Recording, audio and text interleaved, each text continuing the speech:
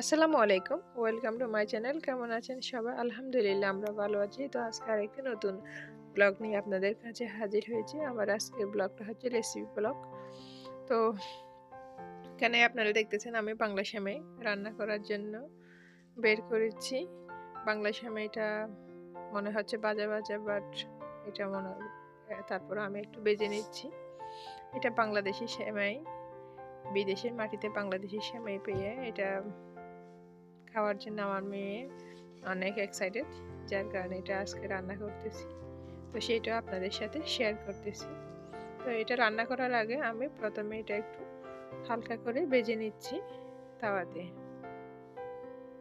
এটা যদি কাঁচা থাকে, কাঁচা অবস্থায় রান্না করলে এটা পারফেক্টভাবে মজা হয় না। এখন সেমাইটা ভাজা শেষ, এখন এটা চুলা থেকে নামিয়ে ফেলবো। আমি এটা রান্নার জন্য প্রসেসিংয়ে চলে যাব। এটা কি বলেন তো? এটা হচ্ছে গুড়, এটা হচ্ছে কুশিয়াল খাই না আমরা, কুশিয়ালের গুড়। এটা দিয়ে আজকে রান্না করব।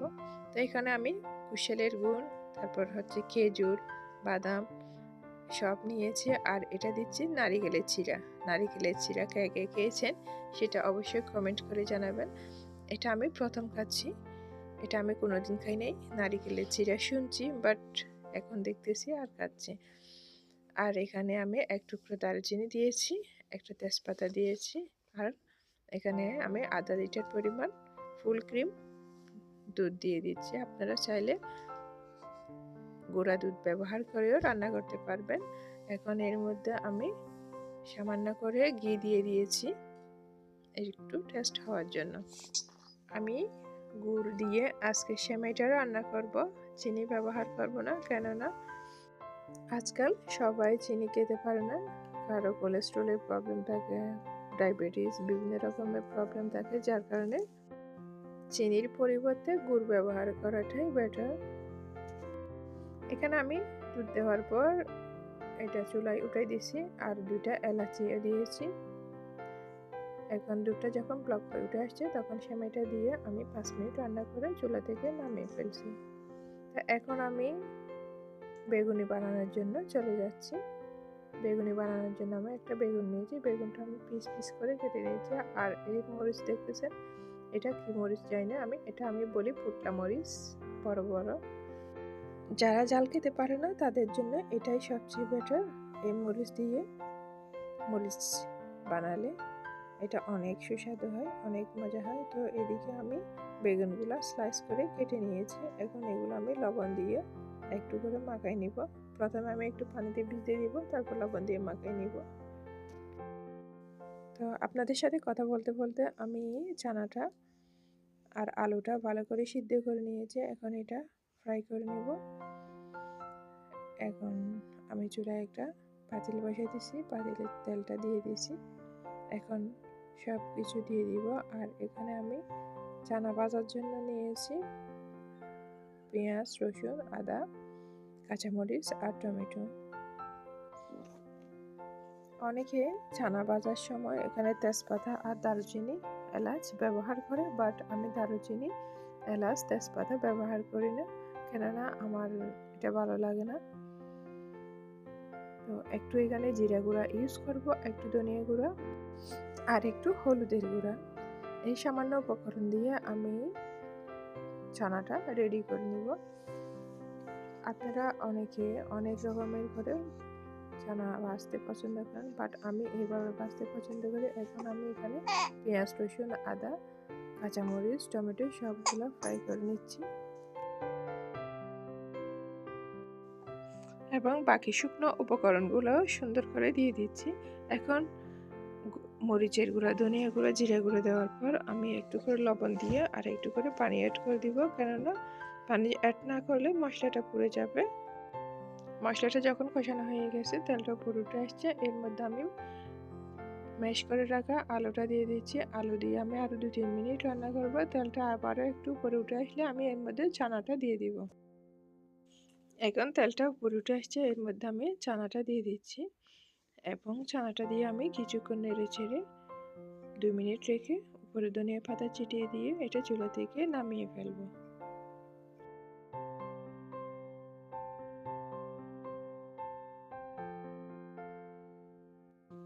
এখন চানাটা ভাজা হয়ে গেছে, এর মধ্যে আমি ধনিয়া পাতা ছিটিয়ে দিচ্ছি।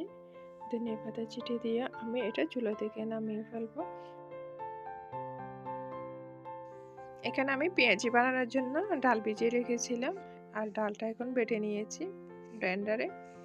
এখন এটা আমি রেডি করে নিচ্ছি পেঁয়াজির জন্য। পেঁয়াজির ডালটা আদা ভাঙা হলে সেটা অনেক সুস্বাদু হবে।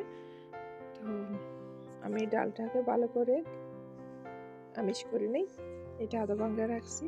এখন এর মধ্যে আমি বাকি সব উপকরণ দিয়ে দিচ্ছি। এর মধ্যে আমি একটু করে চালের গুঁড়া আর একটু করে বেসন অ্যাড করে দিচ্ছি। অ্যাড করে দিয়ে আমি এখানে মরিচ, ধনিয়া পাতা, তারপর হচ্ছে জিরা পাউডার, হলুদ পাউডার,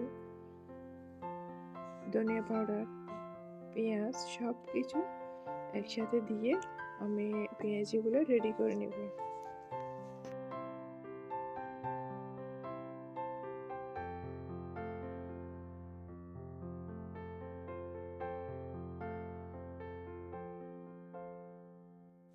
এবং এর মধ্যে আমি পরিমাণ মতো লবণ দিয়েছি। আপনারা আবার এটি স্কিপ করেন না, লবণ ছাড়া কোনো কিছু ভালো লাগে না, সব কিছুতে লবণ দিতে হয়। লবণ দিলে সব কিছু টেস্ট আসে, এটা আমরা সবাই জানি।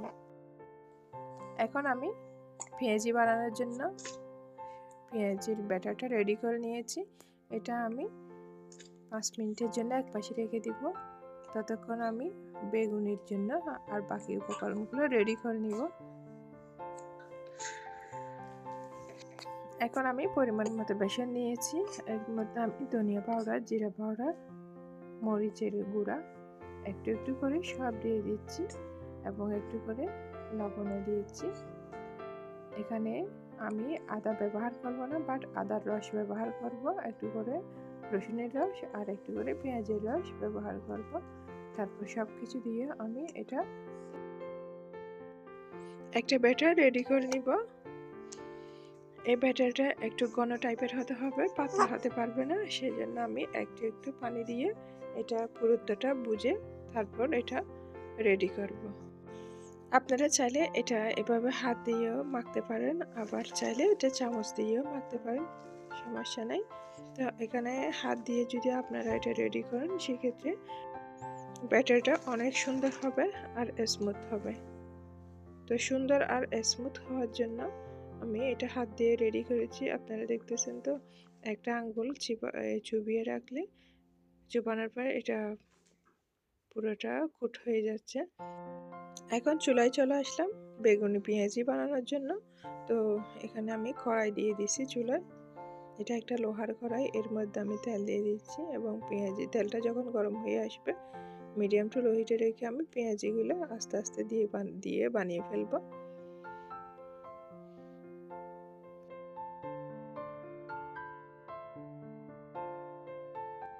পেঁয়াজি বানানোর সময় একটু চুলার দিকে খেয়াল রাখতে হবে, এটা হাই হিটে করা যাবে না, হাই হিটে করলে বাহির দিকে পুড়ে যাবে, ভিতর থেকে কুক হবে না, এটা মিডিয়াম টু লো হিটে রেখে রান্না করতে হবে। তো এখন আমি পেঁয়াজিগুলো রেডি করে ফেলেছি সব, এখন বেগুনি বানিয়ে নেব। এখন আমি মরিচাগুলো রেডি করে নিচ্ছি আর বেগুনিগুলো রেডি করে নিব। তো এখন আপনাদের সাথে কথা বলতে বলতে ইফতারের টাইম হয়ে যাচ্ছে, তার বেশি কিছু শেয়ার করতে পারবো না, একেবারে ইফতারের সময় আপনাদের সাথে সব কিছু শেয়ার করব। তো এখানে আমি আনারস কেটেছি, ফল ফলাতে নিয়েছি, তারপরে হচ্ছে শরবত বানিয়েছি। এখন ইফতার করতে চলে যাবে, এখন আজান দিবে। এই যে এখন আমরা ইফতারি খাচ্ছি। তো প্রথম থেকে আপনাদের সাথে শেয়ার করতে পারিনি, কেননা সারাদিন রোজা রেখে এখানে ফ্যামিলিতে ছোটো বাচ্চা কাচ্চা নিয়ে সব কিছু শেয়ার করা পসিবল না। তো মাঝখানে যতটুকু পসিবল হয়েছে ততটুকু আপনাদের সাথে শেয়ার করেছি।